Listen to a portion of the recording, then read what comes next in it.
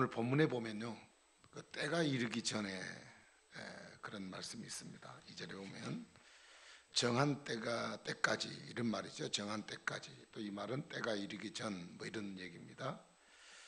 여러분 잘 안 들어보셨지만 후견인과 청직이라는 말이 나옵니다. 후견인과 청직이라는 말은 그 무슨 말이냐면 그 로마에 보면 로마 시대에 그 아버지의 상속을 이을 아들이 나이가 너무 어려서 역할을 하지 못할 때 이 후견인과 청지기를 붙여서 그의 그 인적 혹은 그 인격적 이 지식을 쌓아가는 문제라든지 그리고 그 재산을 관리하는 일들을 위해서 도맡아 하는 사람이 있습니다. 그래서 이 사람들이 학교도 데려다주고 또 방과 후에 또 생활 지도도 해주고 그리고 또 청지기는 또 재산도 이렇게 지켜주고 그래서 나이가 일정한 나이가 성년이 한 18세 정도 또 재산을 물려받을 수 있는 나이는 한 24세 정도 또 어떤 경우는 그 정한 때가 정확하게 그 시간이 정해지지 않고 아버지가 이만큼이면 됐다라고 할 때가 될 때까지 그 책임을 감당하는 사람이 바로 후견인과 청지기입니다. 자, 그런데 사실 이 아들은 상속을 받을 아들이지만 아들로서의 역할을 할 수가 없습니다. 어리기 때문에 어떤 뭐랄까요 그 아들로서의 어떤 그 권한도 행사할 수도 없고 그렇다고 재산도 마음대로 자기가 할 수도 없고 아무것도 할 수 있는 게 없습니다. 아버지가 붙여준 그 후견인과 청지기에 의해서 그냥 하라는 대로 스케줄대로 움직이고 끌려다니는 역할을 하게 됩니다. 자, 이 때가 정한 때가 되기 전, 정한 때까지라는 얘기는 결국 우리가 예수를 믿기 전, 하나님의 때가 되기 전까지 우리의 삶은 늘 종노릇하고 살았다는 뜻입니다. 그 로마 사람들은 그 우주의 생성의 그 요소를 물 혹은 불 그리고 또 공기 이렇게 보았습니다. 그래서 이것이 이루어져서 우주가 되었다고 얘기를 해요. 그래서 그 사람들은 주로 이제 그 태양신을 섬기기도 하고 또 뭐 여러 많은 신들을 섬기면서 일종의 운명론이라고 하는 그런 논리에 의해서 자기의 인생의 삶을 얘기하게 되어 있습니다. 그러다 보니까 사람들이 모두 다 그 배우고 있는 것, 오늘 본문엔 초등학문이라고 되어 있는데 이 배운 것이 이 세상에 있는 것들을 얘기한다는 거예요. 만물의 원인, 운명론 이런 것에 그러니까 사람들이 다 그런 것에 매여 산다는 얘기죠. 여러분들 그 뭐 큰 거목 밑에 가가지고 이제 안 믿는 사람들이 뭐 절을 한다든지 또 새해가 되면 또 태양 앞에 가서 또 이렇게 뭐 소원을 빌면서 이렇게 여러분이 이렇게 합장을 하고 한다든지 뭐 이런 내용들이 모두 다 세상의 일반적인 사람들이 갖고 있는 그 삶에 대한 어떤 그 자기의 표현 또 어떤 누구로부터 뭔가를 받고 싶어하는 마음 때문에 생겨진 그런 자연적인 현상이라고 볼 수 있어요. 근데 그것이 하나님을 알기 전에 우리의 살아갔던 삶의 모습이었어요. 뭐 쉬운 예로 말하면 뭐 이사 가는 것도 그냥 오늘같이 날이 좋아서 날 잡는 게 아니고 특별히 정한 날이 있어야 되고 그래서 이런 것들이 모두 다 우리의 삶을 올가매는 삶이에요. 그래서 그런 것들에서 우리는 다 지배를 받고 살아왔고 그렇게 따라야만 된다고 생각했습니다. 그렇지 않으면 우리에게 화가 미친다고 생각했기 때문에 그래서 우리는 그런 것들에 의해서 스스로가 종이 되어 살아온 것입니다. 그런데 그것을 믿고 의지하고 살았던 우리의 삶의 결과가 뭐냐? 결국은 영원한 죽음이거든요. 에베소 2장 1절 말한 것처럼 허물과 죄로 죽었던 우리라고 말하고 있어요. 자, 그것이 우리에게 다가오는 우리 삶에 주어질 어떤 그 처해 있는 결과가 그렇게 되어 있습니다. 그런데 오늘 이제 설교 본문 제목 말씀대로 4절에 보니까 그 2절에는 그 정한 때까지 그렇게 있다가 4절에 보니까 때가 참해라고 했어요. 정한 때가 되었다는 얘기죠. 정한 때까지는 그렇게 살았는데 정한 때가 되었다 그랬어요. 그래서 4절 읽어보면 때가 참에 하나님이 그 아들을 보내사 여자에게서 나게 하시고 율법 아래 나게 하신 것은 이렇게 말씀하셨어요. 여기서 때가 찼다는 말은 무슨 얘기냐? 아들을 보내셨다. 아들을 보내셨다. 그 아들이 누굽니까? 바로 예수 그리스도를 얘기하죠. 근데 왜 하나님께서 그 아들을 보내셨는가? 그리고 어떤 모습으로 보내셨는가? 그 표현을 말하기를 하나님의 아들이 여자에게서 나시게 하셨고 그리고 또 율법으로 나게 하셨다. 이렇게 말합니다. 여러분 그 여자에게서 났다는 말에 대해서 좀 의문이 생기는 경우가 있습니다. 왜냐하면 이 세상에 태어난 모든 사람들은 여자에게서 안 난 사람이 누가 있습니까? 남자가 낳았나요? 전부 여자에게서 다 태어났습니다.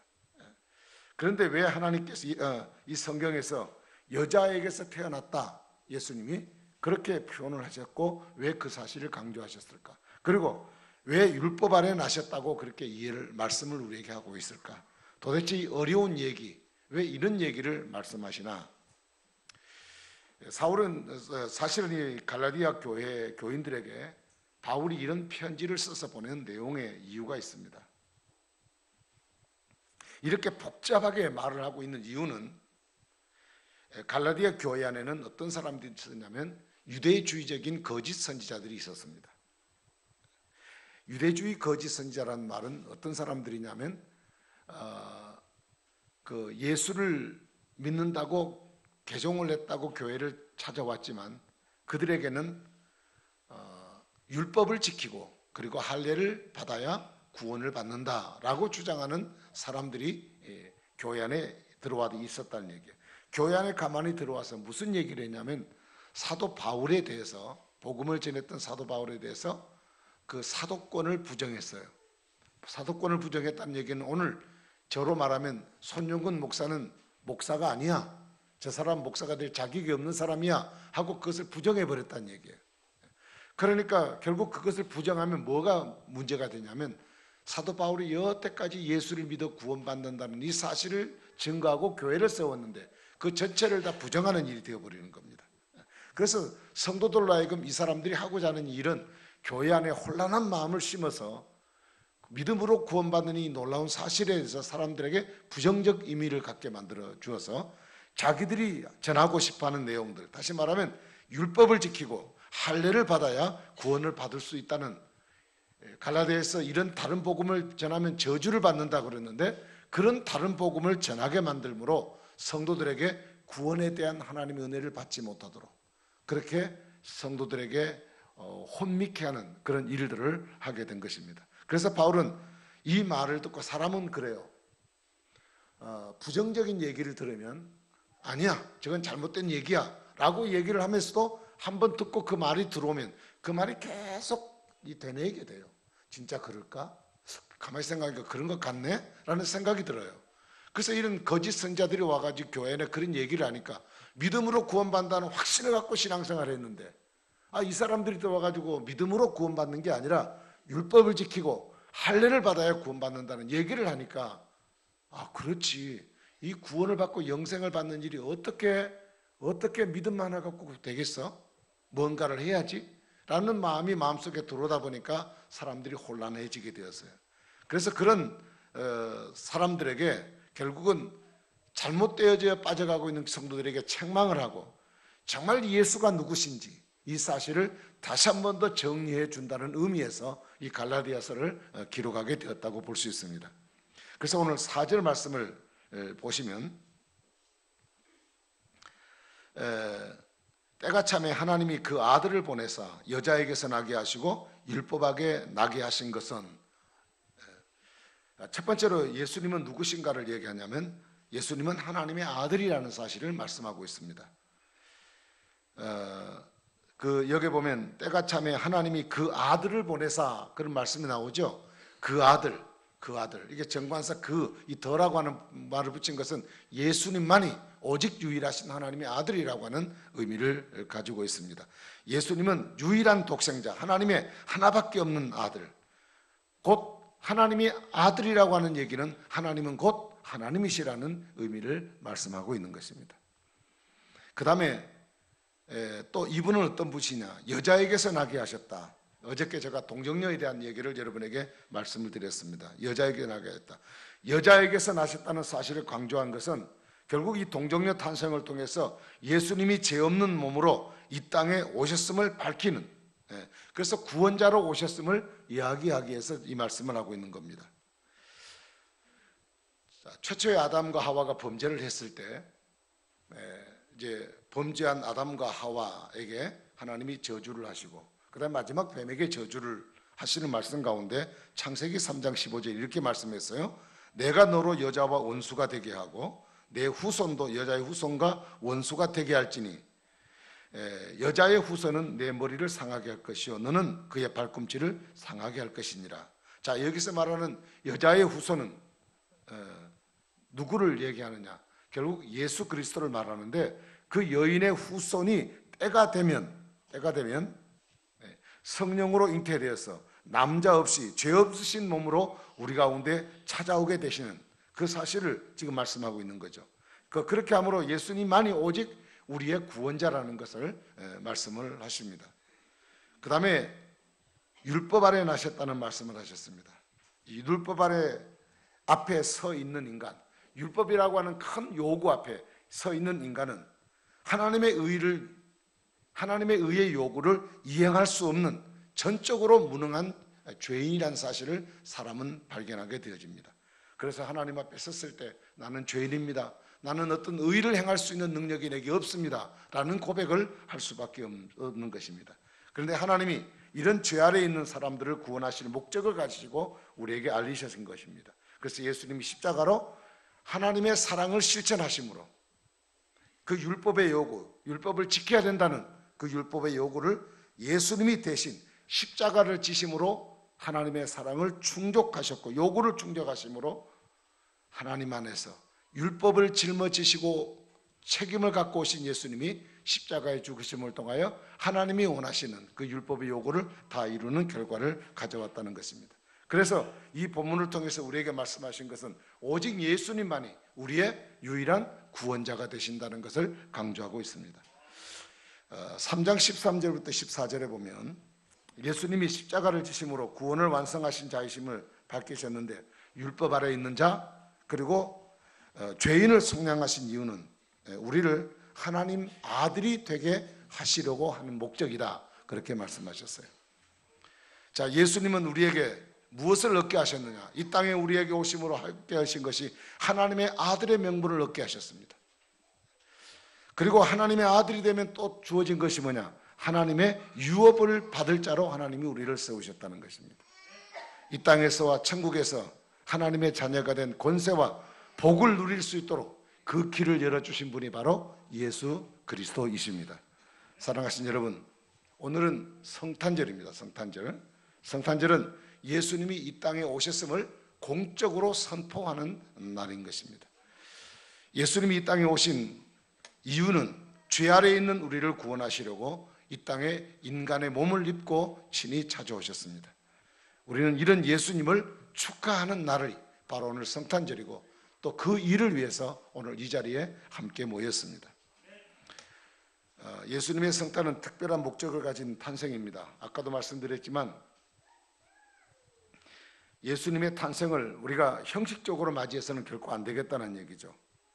가령 말씀드리자 어저께 우리 그 선거를 하면서 그런 표현들을 많이 했습니다만은 성탄절을 매년 해마다 돌아오는 또 다음에도 또 돌아올 수 있는 그런 성탄처럼 우리가 형식적으로 생각해서는 안 되겠고 또 이날은 공휴일이니까 주일하고 끼면 연휴다 혹은 그런 즐기는 날로 허비를 해서도 안 될 것이고 또 이것은 우리가 장사라는 어떤 특수를 노리는 그런 목적으로 이용해서도 안 될 것이고 그리고 또 이날이 우리끼리 선물을 나누는 그런 기념일처럼 또 이 성탄절은 훼손이 되어서도 결코 안 될 것입니다. 점점 예수님이 이 땅에 오심에 대한 이 성탄절에 대해서 이 세상에서는 이 날들이 점점 변질되어 가고 있는 현실을 바라봅니다. 우리 교회들마저도 세상의 노름에 박자를 맞추고 있는 것 같습니다. 우리 교회가 초창기에 그 삼전동 있었을 때는 성탄절이 되면 성탄절 오후에 성도들이 떡국을 먹고 그리고 그 새벽송을 돌았던 선물들, 그리고 또 선물도 구입해서 또 이렇게 그 고아원이나 혹은 또 어떤 그 어려움에 처해 있는 그런 지역에 가서 우리가 함께 이렇게 나누고 말씀도 나누고 선물도 주고 함께 기도해 주고 또 때로는 설거지도 해주는 그런 섬김을 했었는데, 그것이 언젠가부터는 저도 모르겠어요. 기억이 없어요. 언젠가부터는 그것이 사라져 버렸고, 뭐 지금 한번 해보자니 굉장히 쑥스럽고 뭔가 좀 이상하다는 느낌이 들어서 제가 이런 말씀을 드립니다. 물론 뭐 꼭 그것을 해야 성탄절을 지킨다는 의미라고 말할 수는 없겠지만, 적어도 우리가 이 날을 세상적인 노릇만을 위해서 이 시간을 보내버리는 시간이 되어지고, 우리가 예배를 마치고 나면 각자 가족별로 또 나가서도 흩어져서 각자의 시간들을 가질 것인데, 우리가 뭔지 우리의 삶 속에 주님을 위한 시간과 이 날들에 대해서 많이 축소가 되어버려 가고 있는 그런 현상이 아닌가 하는 생각을 합니다. 또 더더욱이 오늘 같은 날은 어제도 예배를 드렸잖아요. 어제도 저녁까지 또 같이 있다 보니까 오늘 또 한 번 더 예배 드리는 것 자체가 또 너무 부담스러운 또 마음으로 작용할 수도 있습니다.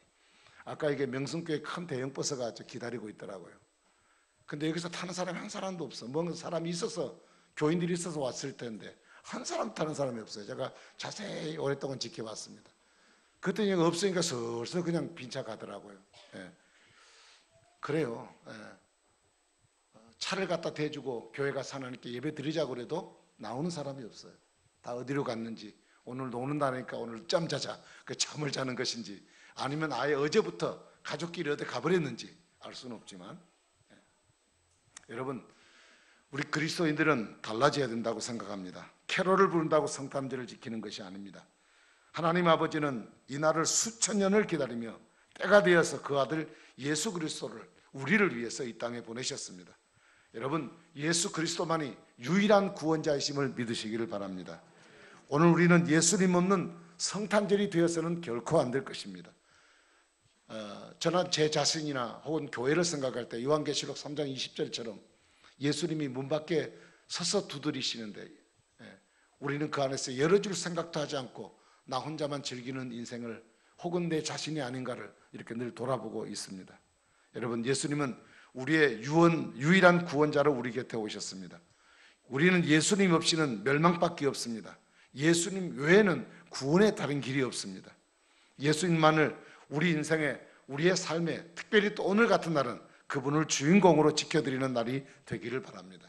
생일이 되면 그날은 생일을 당한 그 사람이 주인공입니다.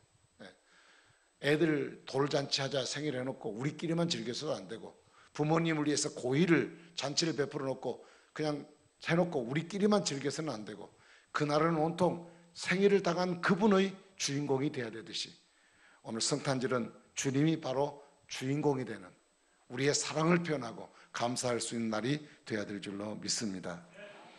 예수님께서 우리에게 선물을 주셨습니다. 예수님의 오심 그 자체가 우리는 감당할 수 없는 하나님의 큰 선물을 받은 것입니다. 그분의 선물 보따리에는 하나님이 아들이 되는 카드를 우리는 받았습니다. 그리고 예수 때문에 이전에 종이 되었던 우리가 하나님의 아들이 되는 복을 받았습니다. 우리에게 하나님 아버지가 예배하신 하나님의 아들의 유업이라는 하나님의 축복도 우리가 받았습니다. 그리고 그 아들이 세상이 줄 수 없는 참 평안과 기쁨을 우리에게 주셨습니다. 예수 안에 있는 사람만이 누구든지 이 평안과 기쁨으로 충만하게 될 줄로 믿습니다. 그렇다면 오늘 내가 주님께 드릴 예물은 무엇인가요? 난 사람을 구원하기 위해서 자신의 모든 것을 내놓으신 그 주님을 위해서 오늘 이 땅에 초라한 인생으로 사람으로 우리 가운데 찾아오신 그 예수 그리스도, 그분을 위해서 우리가 드릴 수 있는 선물이 뭘까? 내가 무엇을 드릴까? 내가 내 아들을, 딸을 위해서, 그리고 내 사랑하는 아내를 위해서는 선물 사는 것 아깝지 않게 여기는 우리지만, 정말 하나님께 드리는 것을 우리가 아깝게 생각한다면 오늘이 하나님 앞에 정말 감사하고 축하해 줄 수 있는 날일까라는 생각을 해봅니다. 어제도 헌금했는데 오늘 또 헌금하다니 굉장히 부담되는 경우일 수 있습니다. 그러나 우리가 주님의 은혜를 생각한다면 우리가 가장 존귀한 것을 주님께 드리는 그런 감사의 마음의 표현들이 저와 여러분들에게 있어야 될 줄로 압니다. 사랑하신 여러분, 오늘은 기쁜 날입니다. 성탄절의 명절이기 때문에 기쁜 날이 아니라 종되었던 우리가 자유자가 되고 하나님의 아들이 되는 영광을 우리에게 얻게 하시려고 예수님이 우리 가운데 찾아오신 날이기 때문에 우리는 모든 것이 회복되는 날이기 때문에 기쁨의 날입니다.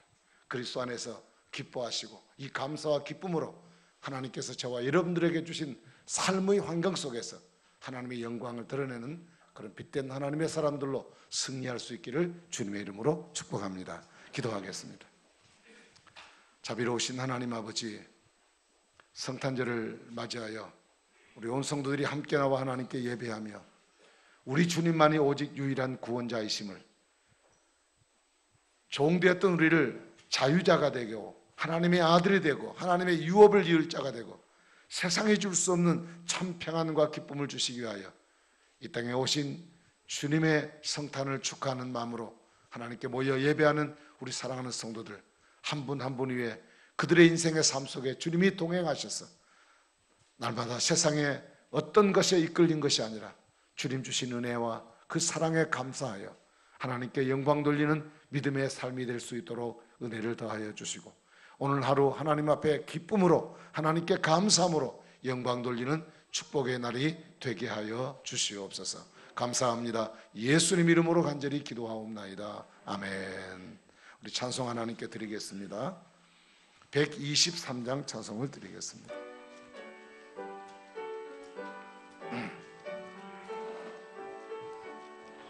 저들